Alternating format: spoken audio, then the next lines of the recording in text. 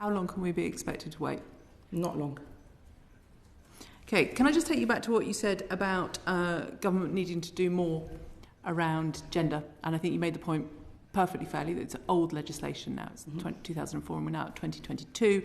And I think you also said that Parliament needs to do more.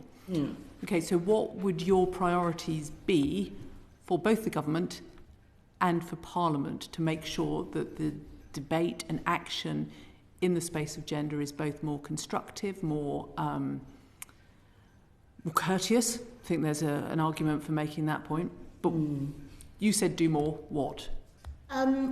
So from a government perspective, I think that there is a balance to be struck in terms of not interfering in people's lives, not over-legislating, but also providing direction and clarity for organisations, for instance, on issues like single-sex spaces where prisons, schools, etc., don't feel that there is enough clarity. So that's something that we have been looking to do. We've done some work, and the Equality and Human Rights Commission is also looking at that. Sometimes we don't believe that we're the right body to provide guidance or clarity.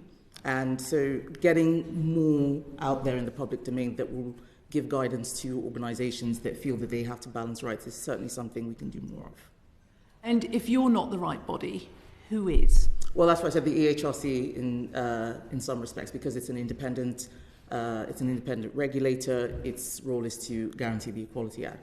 So sometimes being in government, being a Conservative government in particular, means that people think that decisions are being taken for political reasons. And even though they are not, optically, it might be better for others to do so. And when it comes to single-sex spaces in schools, is it the EHRC who should be determining that, or is it the Department for Education?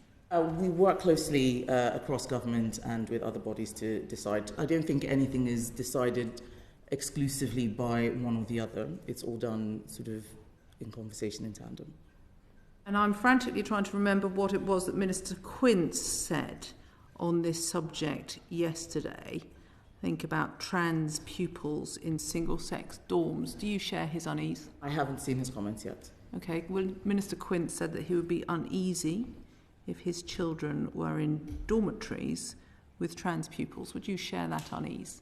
How are you defining trans?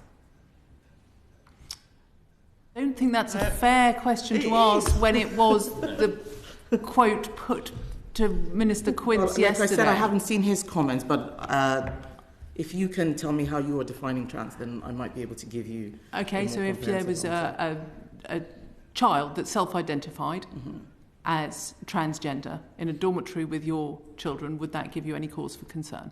So are you saying if a biological male child was in a dormitory with biological females but said he was a girl, would I be comfortable with that? Yeah. No. Thank you for that answer. Did any other members